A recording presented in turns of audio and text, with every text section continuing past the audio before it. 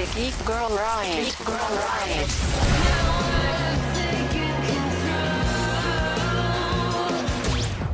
Hey Rioters, it's Sherin, and guess who's back? It's me, Alex. Hello. Hi, Alex. Hello. Fresh off of a countryside vacation where you and your lovely partner got to pretend to be hobbits. Yes. Made friends with the sheep. And ate lots of potatoes. Of course. Always. Always the potatoes. So Alex and I are here for one segment. Then Julian and I will be here for one or two segments. We really don't know what's going to happen tonight. It is up to the universe. So sit back and enjoy. We definitely will be talking about Emily in Paris and the end of the Umbrella Academy. But we also might be talking about Alien Romulus, or that might be next week. You'll have to wait and see. We definitely will be talking about Blink Twice, the new movie and first or directorial debut, I should say. I can't use words. What are words? The directorial debut of Zoe Kravitz, and she's also the co-writer. It is starring Channing Tatum and Naomi Ackie. So we're going to do that. And then, if you so like, on riotous.com, that's riot-us.com, you will find the written versions of much of what we do on this show. So we've got Emily in Paris Season 4, Part 1, written by the lovely Alex, and the subtitle is Très Dommage. Also, we got Alien Romulus, a review from, I was going to say Drew, but Drew has an essay coming up next week on Alien Romulus. This week, it is Philip who is there to talk about it. We've also got the Rings of Power news, because we're going to let you watch a new video. We've got the Blink Twice review by me. We've got the Bad Monkey review by me. So lots of me, if whether you like me or not, just, come by. We've also got news coming in. And we have the emotional gymnastics of It Ends With Us. That's up there. The Instigators from Julian. The Last Apocalyptic Tango, the Umbrella Academy 4th season. If we don't get into it all tonight, you can go and read that review. And Alex also has a review, or a lightning Rex. Sorry. Alex has introduced her new series, Lightning Rex, and she's done Solar Opposite Season 5. She's also done, Alex, what is that, that series with the gay men that everybody's loving? Oh, The Boyfriend. Yes. Boyfriend. Yeah. So good. I was watching it last night. Everybody's loving it. Alex saw it first. She spotted it. She told you it was a lightning recommendation, and she was right. And so you must immediately go and read her lightning rec. Read all of her lightning recs. You can click on the tag for it, and it collects them. Also, we've got The Dead Cat Tells Assassin, the book from Peter Jelly Clark, who is a lovely hometown favorite.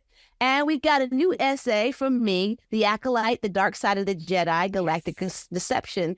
We got a lot of content on Riotous, so whenever you want to catch up, or as a companion piece for those of you who remember the days of school, whether it be high school or university, you will know, or college, if you went to college, you will know about companions, and this is a companion to the show. So now we can get into it. I just how I like to talk. I've talked so much. I've already blown through 3 minutes, but it was good because now you know what you can find. Alex, please set us up for Emily in Paris Season 4, Part 1, a 5-episode run that you are calling C'est Dommage. Well, I mean, how do you set up something that we've seen before? Emily is stuck in it's not a love triangle, not even a love square. I think I called it a love pentagon, because she's torn between Alfie and Gabrielle, but there's also Camille Camille, who is carrying Gabrielle's baby. There's also her ex-lover, Sophia. There's just a lot of people in that love pentagon. And it's a lot. It doesn't summon anything good, though. It's a love Rubik's Cube. It just keeps twisting and turning. Okay, so the first part is out, right? Yes, it came out yesterday. Last week. Sorry. Last week when you're listening to this, yes. Because we are recording this early, as we often do. Sometimes we're live. Today we're not live. Anyway, that doesn't matter because that means that the spoilers are coming. If you don't want the spoilers, you might want to skip ahead a little bit because we're going to talk about it because it's next week. Right now, it's next week. So, we've watched the 5 episodes, both of us, and I'm just going to go ahead and read my quote because my quote says it all, baby. After almost 4 seasons, I've discovered the cheat code for enjoying Emily in Paris. It's recognizing while Emily is a hero in her own mind, she's the villain in this story. That revelation was joyous. So, Alex, like, we haven't really said it. Well, we have said it, but we haven't really said it. But we're gonna go ahead and confess. We've been hate watching Emily in Paris since the dawn. Oh yeah, like I am such a hater for this show. I love to hate watch it. Every time we get screeners, I'm like, oh, I can't wait to be Delulu and just make all the jokes about it. Because it's not good, but it's really fun to watch. It is a lot of fun to watch, and the supporting characters, I think, make it. I mean, don't get me wrong. I mean, it's Lily Collins is very good, but Emily is very bad. Yeah. It's nothing to do with Lily Collins. Lily Collins is great. The character of Emily has a lot to answer for. Oh my gosh, she's the worst, and she has no accountability. And I think both of us, it was like episode 3. Or maybe it might have been episode 1 where she's like, yeah, and nobody's apologizing to me for what they've done. And he's like, girl. Yeah, she was like, I take responsibility for my actions. I'm like, when? When? We're going to require receipts, babes. Because what? You never. Matter of fact, she is the cause of so much turmoil, so many lies, so much confusion. She's just really, you know what? I have to say it, Alex. It's not demure. It's not cutesy. Definitely not demure. So give us a little breakdown of your thoughts for this season, and I'll just jump in wherever. So like I said, I love to hate watch it, and I think so do you.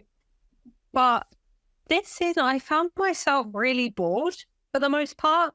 It didn't quite have that secret sauce. It's just one of those like bad fast food binges where you're like, oh, it's so bad for me, but I'm going to enjoy it anyway. This season did not quite have that. I felt like quite a lot of the jokes were often lazy and kind of done before. It felt kind of like a bad 90s or early 2000s sitcom where the characters didn't really have any kind of they didn't have any arcs. They didn't really grow this time. They just kind of got swept away in Emily's world. Yeah, like, and the weird thing is, like, Mindy also has a love triangle, Right. What's the baddest bitch? Sylvie. Sylvie. She's a character, so I don't really call women bitches, but as a character, still, that's who Sylvie is, the baddie. And she's got all of her love turmoil, but it's just not juicy. Like it very much, it very much feels like it's kind of, I don't know, like, how a fruit doesn't rot, but sometimes in very specific, like, conditions, fruit will literally dry on the vine. Mm-hmm. That's what Emily in Paris is. It's like grapes drying on the vine. It's like it's raisioning. No wise for you. No, unless it's chocolate. But yeah, the chocolate wine bottle is hilarious. But and we're really not getting into it. So let's dig in. So we've got, by the end of the season, we get kind of this huge blow up, but leading up to it, Camille is back with Sophia. They're trying to live a life together, but both Sophia and Emily feel like Gabrielle and Camille have unfinished business, right? Yeah. There's no kind of tearing them apart. I mean, not tearing, but you know what I mean? They can't seem to live without the other. So yeah, they're almost in this weird way like siblings, but like Yeah, like Game of Thrones. Like, it's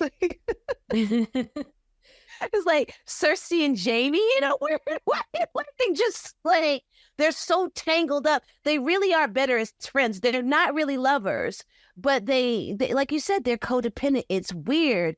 And with the pregnancy, it adds this level of we're a family, which it should, as well it should, because people co-parent and become families all the time. We talked about Zoe Kravitz and her movie Blink Twice, which I can't wait to talk about more. But like, you look at Zoe Kravitz and her parents, Lenny, and I forget what Lisa Bonet's name is now, so I forgive me for that. But her mom, and then there's Jason Momoa and their children, and they're all one big happy family that now includes Channing Tatum. And Alex, let me ask you as a sidebar, how hard must it be for Channing Tatum when you join a family and you are the third hottest guy in the family? It's going to be humbling. I feel like maybe he needed that. I don't know. He does feel like a pretty humble guy, though. So that's probably why he fits so well.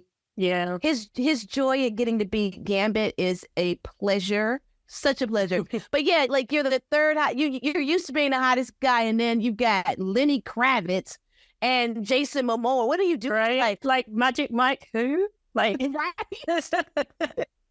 But back to this story that we clearly don't care about. There's some stuff going on with Julian. He goes to work. I was interested in Mindy's story because Mindy, who is a child of wealth, is now faced with this idea of not being good enough because she's rebellious while she's dealing with her boyfriend's family. And then who are also she's back in the world she came from, and she's made to feel like an outsider in this place she knows very well, which is interesting, which is why the show should be Mindy in Paris. I'm sorry. Like, right. Like, I loved her moments and the way that she stood up for herself. I was like, you go, girl. Like, this is your Paris. Yes. Mindy and her friends are so much more interesting. And even her love triangle is more interesting with the guy in the band who she's always had a very creative relationship with. And as a creative person, that relationship feeds her spirit. And she's got a tough call to make. But let me tell you something, I am all for thruples. So they should just make it a big old love tangle, not a triangle, love tangle. Can we tangle more? I mean, they love to do French things. That's a very European thing to do. Would love to see it. Can we just have that spinoff? I don't even need a lot of episodes. Can we? You know how you were saying we need a Bridgerton holiday? Yes. Can we get a Mindy Noel? That would be brilliant. Netflix, if you're listening. They used to. I don't know if they still are, but. But that's what we want. That's what we needed. Mindy Noel, we work out. She gets one episode with boyfriend, one episode with ex-love, and then the third episode, we get a love tangle. Make it happen. Ashley Park is ready. She's been ready. She showed it in Joyride. So yeah, that's happening. One of the funniest things of the season is Mindy's friend Lee, who comes in with this new skin product. Oh my gosh, I forgot about that. And it's you guys, first of all, many of the products that are on the market today started out as something else. For example, did you know, my beloved Alex, and maybe you told me this, or I don't know how I learned this. I don't know if you told me, but Lysol, I read this somewhere, actually. I remember reading it. Started out as a feminine hygiene product. You know what? I don't even want to know how that would work. But let us hope it was a different formula, okay? Right? But it was a feminine hygiene product, so folks was Lysol in betwixt. And I think it was Lysol. Let's look it up. But it was one of these products that is now a cleaning product. And it is, so they were like, well, it's not good for the lady bits, or any of the bits, any bits you might have, ladies. But it is good for cleaning stuff up and killing COVID. Woo! So things are repurposed. And as we said, this is a spoiler conversation. So Mindy's friend Lee's product makes you have glass skin, like super glass skin, like perfect glass skin, almost too shiny. And the reason is, my beloveds, it is, Alex, do you want to tell them what it is? No, I think you need to go ahead. It is lube. It used to be lube. She failed on the Fox's Den, which in this country we would call Shark Tank, and in your country, Dragon's Den, right? Dragon's Den, yeah. So she failed on the Fox's Den with her lube because it wasn't high end enough. But as a glass skin moisturizer, it wins. And I just say bravo. Yeah, that's creative. Good marketing there. That's what I feel, right? You got to do these things.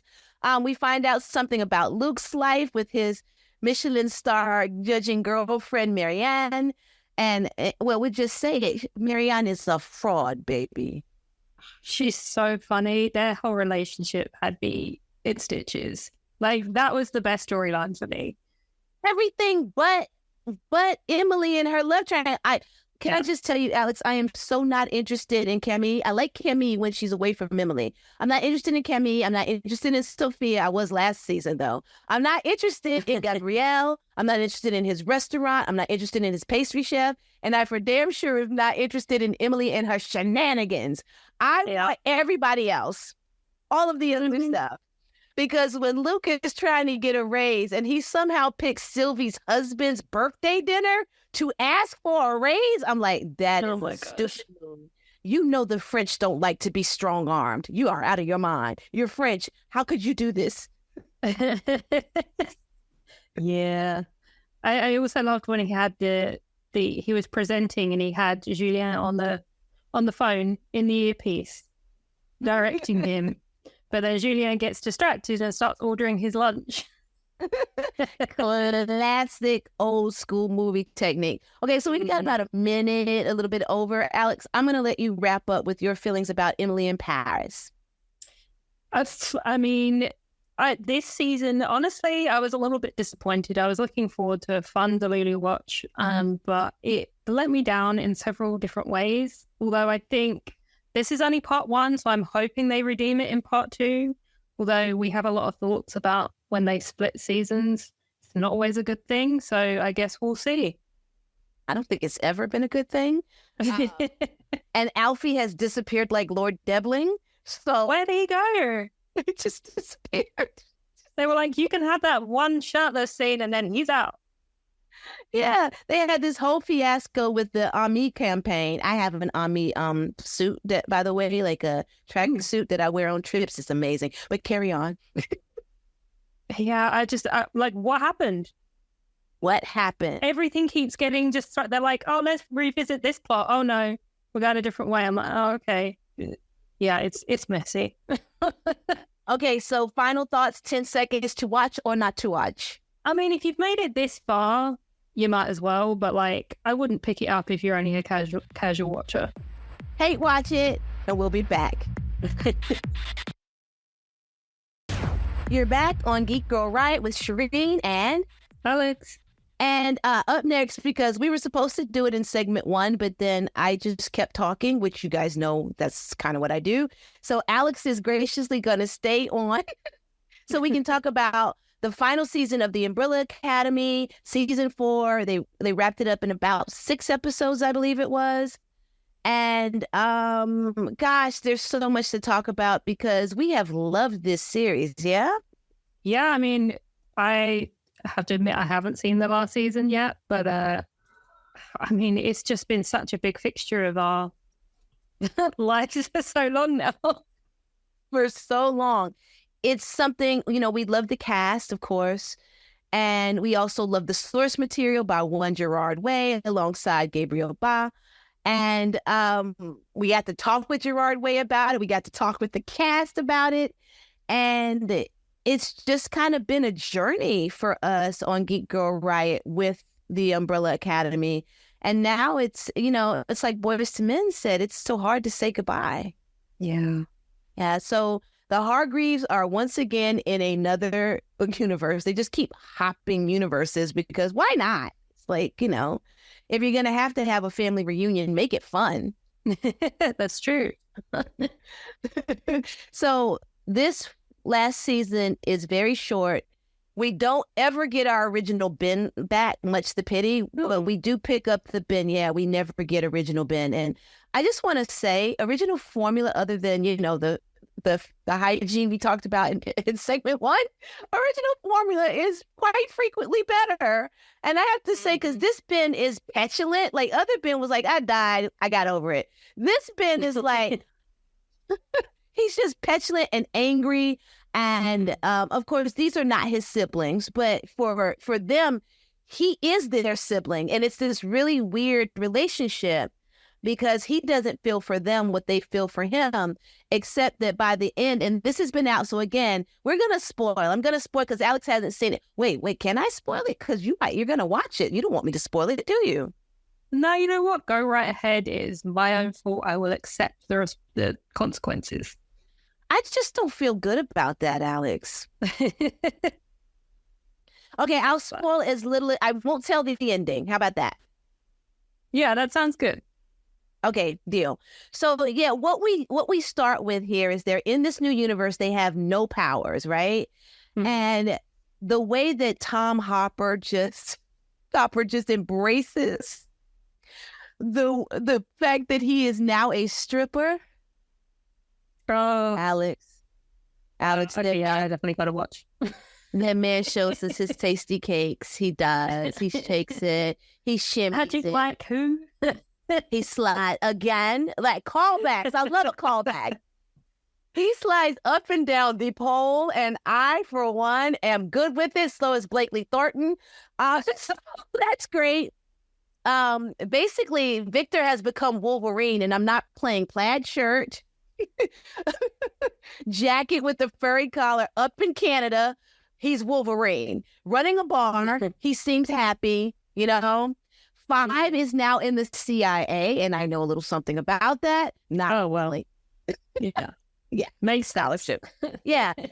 5 is in the CIA. Him and Lila are working on a clandestine project together, but Lila is now the mom of 3, wife to Diego, who is a delivery man, but he's not wearing the good brown shorts. No. What's the point? What is the damn point? Actually, I don't know. Right? Right? I'm a messy bitch who loves drama. But he just at least I don't remember him in the shorts. Maybe he's wearing the shorts. I don't remember the shorts. The fans are probably screaming at us right now. He is wearing the shorts, Sherin. And now I drink because I got something wrong. And then Allison is back in the acting business, and you think like she's this major actress, but no. She's a bit player doing commercials, bad commercials, for which her daughter Claire mocks her. No. Klaus is happy, but Klaus has every kind of phobia possible. He lives in Allison's basement, which is covered in bubble wrap. He's very holistic. He's living his best life, like he probably talks to the Dalai Lama at night. Like that's what's happening with Klaus. He's together because for the first time in his many lives, he's not addicted to anything. Mm-hmm. There are no ghosts whispering in his ear. And although he doesn't have a life because he's afraid of everything, because Klaus truly believes that everything will set him off, he's become a great brother to Allison in that he is helping her raise Claire. Oh. And so Ben, of course, went to jail for cryptocurrency fraud because of course he did. Nice. So that's where we start off with our Hargreaves, and Lila is now fully a part of the family. She's a sister-in-law, but she's pretty much a sister.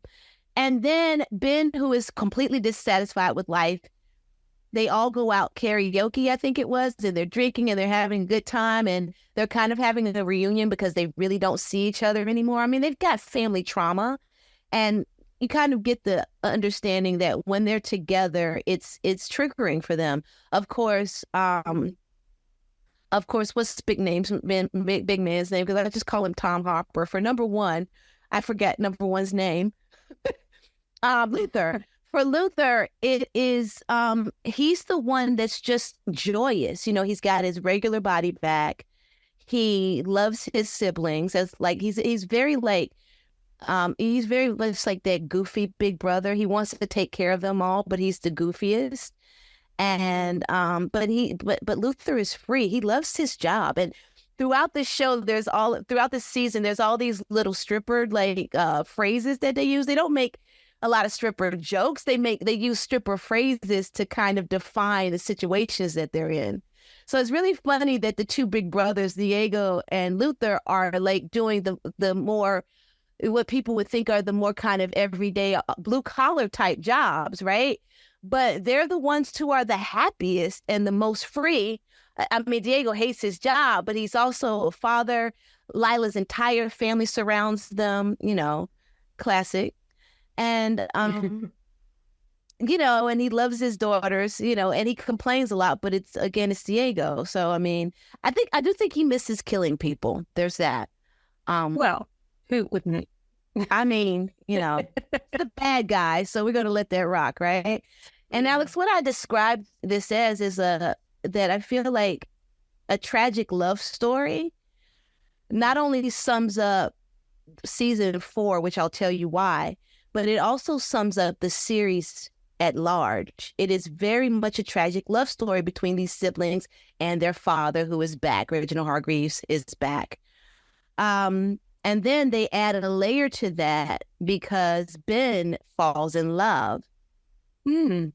Yeah, he falls in love. And it's very much kind of a Romeo-Juliet kind of story because as it goes on, you find out that the girl, Jennifer, I think her name is from a whole nother family in a figurative sense. And that their two families don't mix, and that when those two come into contact, it's like, mixing two elements and then they come together and they become explosive. That's what I think her name is, Jennifer. Gosh, why don't I remember names? But that's what the two of them represent together. But they're also drawn because they're opposites. They're magnetized to each other. So you're like, yeah, another cataclysm is on the way. It's called the cleanse. And there's this sect of people called the Keepers who believe that the cleanse will save them because they remember things from the other timelines. Ooh. Yeah, and they've started collecting artifacts from those timelines as well.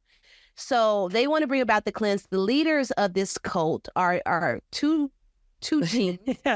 Gene with the J, right? Gean, Gene, who is played by Megan Mullally, and Gene, Gene, played by Nick Offerman, back together again, as always. They are Gene and Jean Thibodeau. Both of them are doctors, Gene and Jean Thibodeau. They are creepy as frick. And they want to bring about a cataclysm called the cleanse, okay?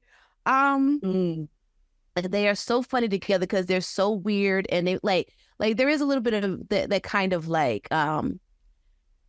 that kind of 1970s through 1990s weird, like Midwestern couple traveling like the long roads across country and like murdering people. That vibe, they're like, hey, we're Gene and Jean, come sit by the campfire. And then you're in the campfire. That's right. They are. You're never seen from again. Yes. Yeah. But then they find a bag full of phones, and yours is one of them. And so that's what we're dealing with here, because we know that the creators behind the Umbrella Academy are insane. We know that the cast is insane in the best possible ways. And can I just say that if you guys haven't watched it yet, there is a Hot Ones versus segment with Tom Hopper and oh gosh, my beloved Robert Sheehan. Yeah, my beloved. And it is one of the funniest things you're going to see. And you can see the bond that they have developed over the years. They're bros. And they even make a joke about one of their other siblings, because Robert Sheehan is like, yeah, you're not like some people, he's like, you're not one of those people that as you get tired, you start like throwing fits and nitpicking everything. And then Tom Harper's like some people, and they start laughing. And is that not the way we talk about our siblings? We're like, you know how she is, right? You know how he gets. That's basically what it is. It's great. You guys should watch it. And so this season, with it being 6 episodes, Alex, it starts off really interesting. And, you know, they're going after to rescue this girl. They've been lied to. They meet their mother. Oh, my God, they meet their mother. Yes. So they go to the mansion to see Dad because they all still call him Dad. And he still sees them as his kids, even though these are not his. Right?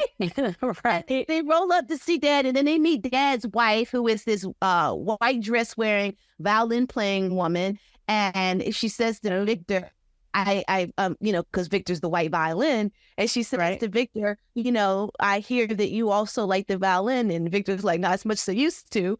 But you see that like Victor is mom's baby, like even though they don't know each other whatsoever, this is her child, right? And she's so loving towards all of them, but she's also freaking creepy, and you know she's hiding something. Baby, you hiding something, ma'am.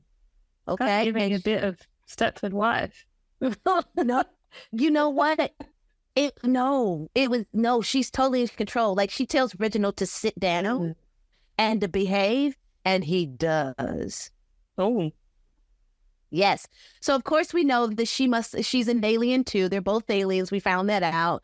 And the whole marigold thing. So what happens is when the family gets together, because I'm all over the place with this story, I am your auntie at the party. When they get together, Ben is so upset about life that and not having powers and getting out of jail and having to live with Luther, because who would want to live with Luther? Oh, me. He doses them all with marigold. Yeah. That can't go well. He roofies all of his siblings, including his sister-in-law. And they wake up feeling hungover, like nasty hungover with powers they don't know how to control because these are not their same powers. Some of them have powers very close, and some of them have powers absolutely opposing. Like Lila has laser beam eyes, green laser beam eyes. That does not sound convenient. It's not good. So most of the powers are very similar. Allison doesn't have to say, I heard a rumor anymore. But here's the thing. Klaus is fine. Okay. No problems. Yes, no problems with Klaus. Why is Klaus fine? Because he didn't drink them damn drinks. Because never trust the boy at the bar. Never. If the boy at the bar is not the bartender, don't touch the boy at the bar. On tracks.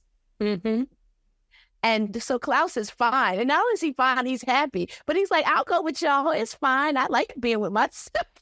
So they go on a road trip to find the girl that Ben will eventually fall in love with, because you see how I lost track of the story. Because again, I am your auntie at the party. I'm your auntie at the, at the reunion. And they go on this trip. They find this town. And it's like this really perfectly little homey Christmas town. It is a Hallmark Christmas town, Alex. Nice. And you just go in there, and as you're traveling around this little town, you realize it is the Truman Show. But it is the Truman Show with automatic weapons, and everybody's trying to blow your head off. Great. Just what you want. Why not? It's the Umbrella Academy, of course. No, and so all of that is all good stuff. I'm telling you stuff that sounds amazing, right? There's also a giant squid. So for those of you out there participating in cephalopod love, you got the squid, a girl falls out of it. Do your nasty your way. We don't judge you. But it's so fast. They set it up so brilliantly that you really are looking for juicy, and you know it's the final season. You're waiting for the denouement to be something incredible. Yeah, I mean, this is a French episode, so there we go. But instead, it wraps up, and Kat texted me. She's like, I don't remember her exact words, but it was basically, that finale of Umbrella Academy was a cheat, and you do feel cheated. I couldn't say in my review because I was reviewing early, and there's a spoiler. There's certain spoilers that it's frowned upon. But like, it's so dissatisfying. It wraps up, but it's not as satisfied as you want it to be. The show is like wildfire, and so you're like, for all of this crazy, there's a kaiju, Alex. There's a kaiju. Ooh. So you want it to be, yeah, right? So you want it to be this big, satisfying ending that honors these siblings, because over the course of the episodes, the siblings pair up and run off and go on adventures. You know, the party must separate and come back together. Those are the rules of epic fantasy. And and contrary to most people's belief, this is not a superhero show. This is a meta-human show. So they go off and they really bond, and the bonding is beautiful. They find each other again. Girl and Five and Lila. Five and Lila. That's all I'm going to tell you. Five and Lila, for reasons unknown. There's a subway that takes you through to different dimensions. Amazing. There is a diner in the subway of all dimensions. Amazing. And then it ends in this way that you're kind of like, I don't know how I feel about that. Am I satisfied? And for many people, it was not satisfying, because I think they had to rush it because they only had 6 episodes. They probably written for 8, and they didn't want to lose the first 4. So they just did what they could. Of course, Klaus gets his ghost back, and then he does some stuff. And it's a mess, but it's the Umbrella Academy. You should definitely watch it to say goodbye to the Hargreaves. Bye. Bye. We'll be back. You're back on Geek Girl Riot, and we're welcoming Julian into the room. Hello. So, you know, we talked about a bunch of stuff in the other segments. You heard those. Now, Julian and I are going to talk about Blink Twice, the first movie directed and co-written by Zoe Kravitz. And it's starring her fiance, Channing Tatum, also known as the Gambit. And Wait, so their fiancés now? They engaged? That's what I read. I read fianced. Yeah, Look at Magic Mike, man. He look at him bouncing back from his failed true love or whatever happened from the Step Up. Well, you know. I think they Step Up almost 20 years ago. God damn. Ain't that so? But wait, why are the Step Up and the Bring It On franchises so strong? Like, they just keep coming. They never stop. There's so many of them.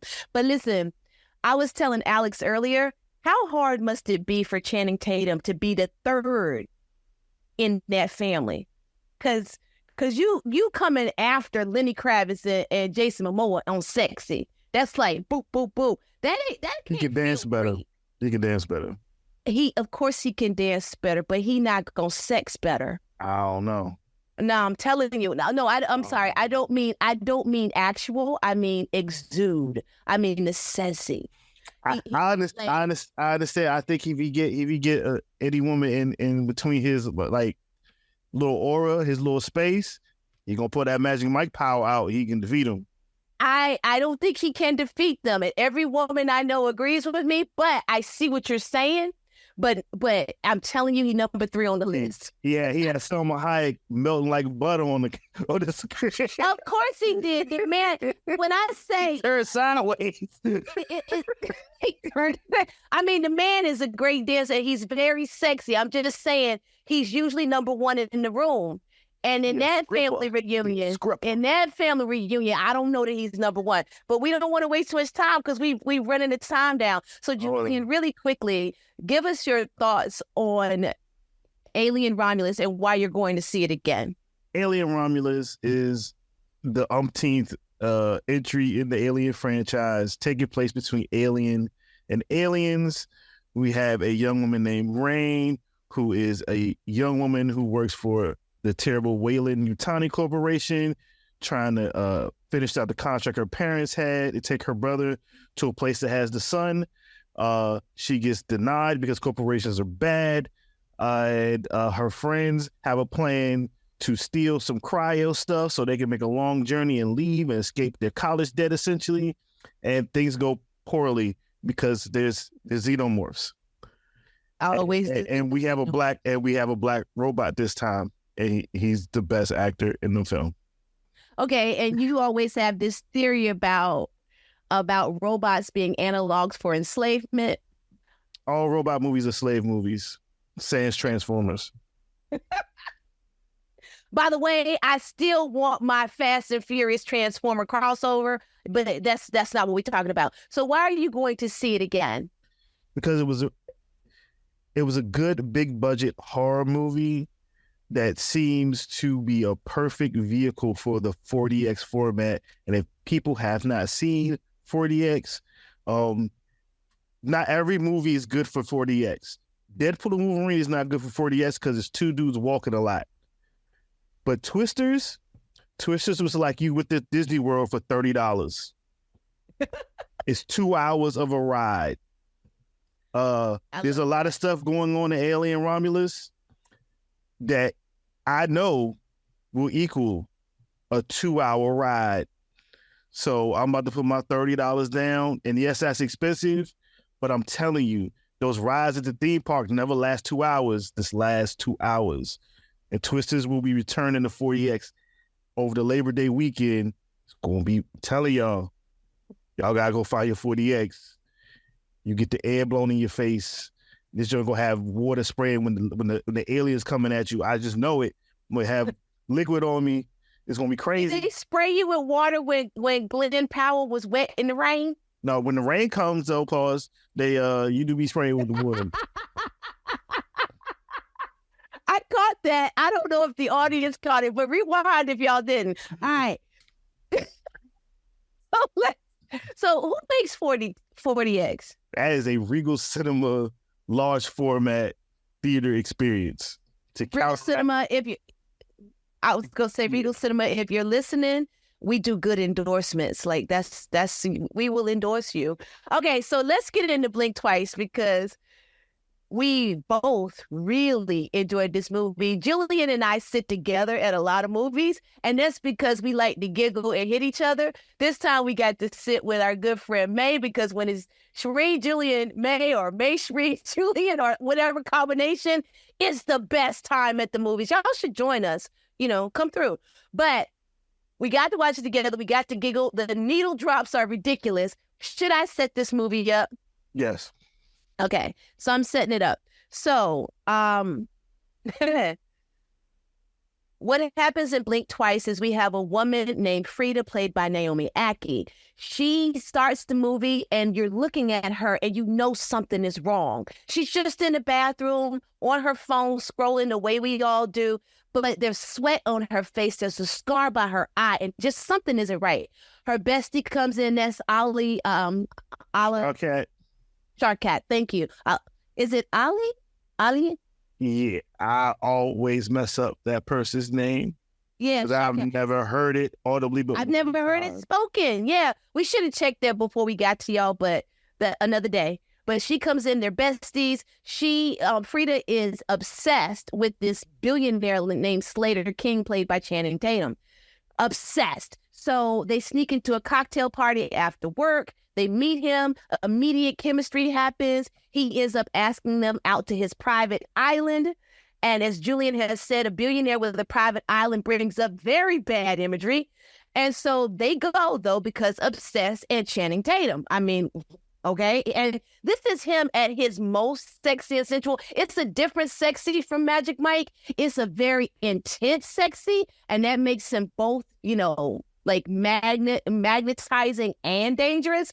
They go to the island with a bunch of his buddies and a bunch of women, and they party like it's just it's like a never-ending kind of Dionysus Bacchanalia type vibe. Like it's hedonism. Yeah, those are real words. I'm kidding, y'all. But they have like a never-ending party. The kickback is forever. But they keep noticing something's wrong. There's a lot of snakes. There's this thing with flowers. There's this elder indigenous woman who keeps calling Frida Red Rabbit. And slowly they begin to lose time. As they lose time, they also begin to lose people. They wake up with bruises. There's dirt under their fingernails. And the women start asking themselves, what's really going on here? And am I really having a good time? How's that? What's good? So tell me about it. What you think about the movie? I think... No spoilers. I think Zoe Kravitz, a young woman who is the daughter of two celebrities. Yes. The granddaughter of a celebrity. Indeed. Been around a world and with a certain level of intelligence that she's most likely probably gotten also from her mother, who's been around an interesting world. Yes. as a millennial, has taken a lot of stuff in and crafted the perfect horror flued out film that I could ever think of. Like, you want to look cool in the Instagram images, you want to be flued out by some rich person, have a nice adventure for the gram, pretty locales, nice food. Yeah. There's dangers with that. There's dangers with that. Yeah. Yeah. The world and the realms of wealth. And here's what I said in our review. I said, Blink Twice is a film steeped in both metaphor and psychological chills. When the filmmakers drag us into the intersection of male desires, wealth, and misogyny, the storytelling begins to pop like fireworks, and this cast is fire. Imagine a melding of a Jordan Peele thriller with a Rian Johnson mystery, and that's why it gets you. That's that hook. And I was saying to some folks after the movie, I was like, the way that this does what Move Over Darling wanted to do, but also the way that it occupies that same space that Emerald Fennell loves, where it's like that wealth and that excess and that the way that they use the common person.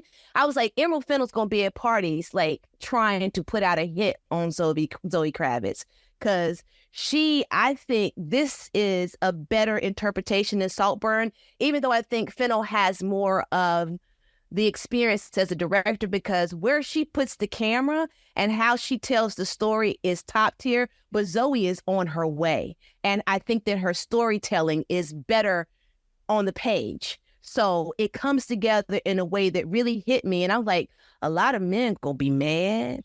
The thing I would say with this inventory is to like, Fennell always puts us in the perspective of somebody who is the protagonist that actually probably doesn't deserve to be the protagonist. Whereas he loves an anti-hero. Kravitz is, it's something that you expect to be a protagonist, but it takes certain changes. While it's not as Instagram beautiful as Fennell's films, the collaborations with the editor, Beautiful editing. and along with what you said with the writing, is better. Like overall, in terms of thematic execution. Like, yes, it's more effective. There's going to be a lot of lazy thoughts about how this is like Get Out for women or something. And it's very tangentially connected to something to like Get Out by the fact that Jordan Peele made a certain type of horror available for Black people. Other than that, like there's some stuff, but it's also like, if you say it's like Get Out, then you can also say Get Out is like X, Y, and Z movie from 1970. So like that's what I wanted to say. I was going to say that what people don't understand is that sometimes two artists are not borrowing from each other. They're borrowing from the history of film, and they have the same influences. And when two artists have similar influences, the product may be similar. Yes, and Zoe may also be inspired by Jordan Peele. That's kind of the part of the zeitgeist. It's the part of pop culture.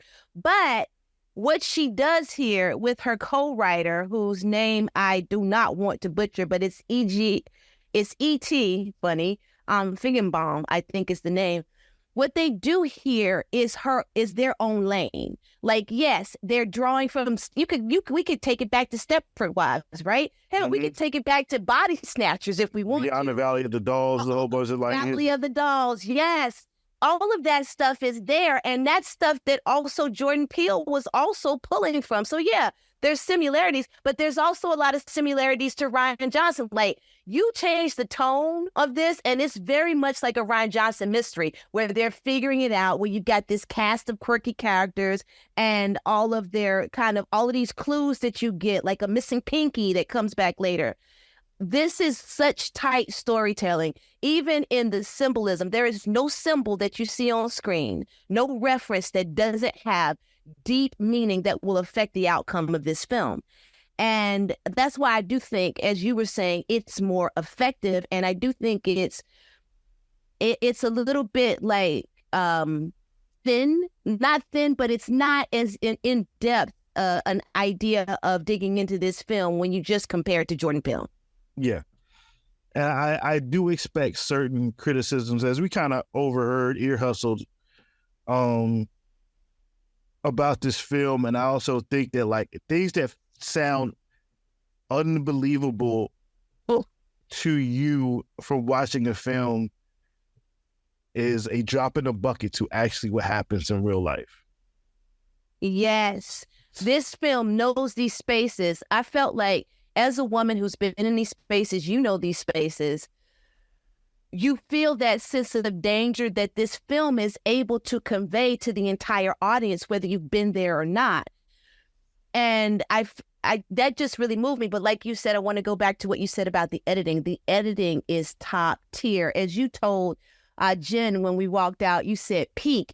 There's a moment where the title literally blinks in. The title just blinked twice and it's gone. And you're like, oh, that's good. I was like, I was like, oh, the fire's under the pan. We cooking. Go get it. And the angles change. When the women think they're in power in the beginning or when the women think they're on equal footing, the camera is in one place. Mm-hmm. When the women begin to realize that they're being subjugated, the camera tilts and they're always looking up at these men. Mm-hmm.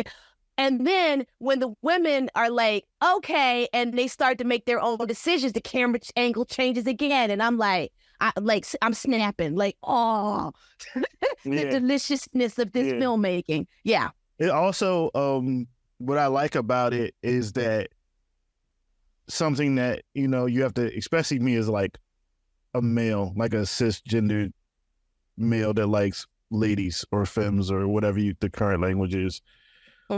Something that people don't notice, especially if you're hetero.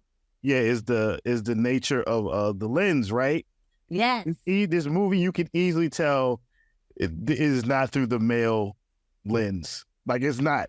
Like, the way in which the bodies are on screen or whatever is just like, oh, this is just, they're just existing.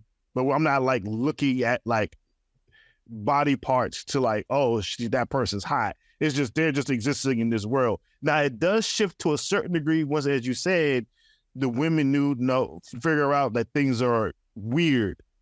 But it's really apparent, like, what's going on, like, visually, and the eye and the focus. I'm like, this, I would say this is a pretty impressive debut for a person, you know, as like an actress and, you know, a pretty known star, and somebody that I don't know is actually given enough credit for their ability versus their looks and at times their lineage. Like, we talked about Zoe Kravitz when she was young. It was like, yo, her mama fine, so and she fine, good guy. And then like her daddy fine. Look, he lifted weights to like 50-something in leather pants. Like he was talking about whole family fine, stepdaddy fine. Like, what is happening? But like she's really intelligent. And she is very intelligent, very astute. Yeah, and it's like something in like the way this film is like now I gotta see what's next. It's like, no, baby, they should let her make a Catwoman movie. You know what I'm saying? Let's see what happens. Let us have it. I'm ready for it. I am very much ready to see what she's gonna do next. And I think that this is a welcome entry into that realm, you know, because not a lot of women are making these films, like these like psychological thriller kind of films. And, you know, Emerald Fennell's making them. Now Zoe Kravitz is making them. There's a few others that don't make me think about it right now because we're almost out of time. So what I will say to close this out is, go to the theater to see this movie. Don't blink, never forget, and see this movie.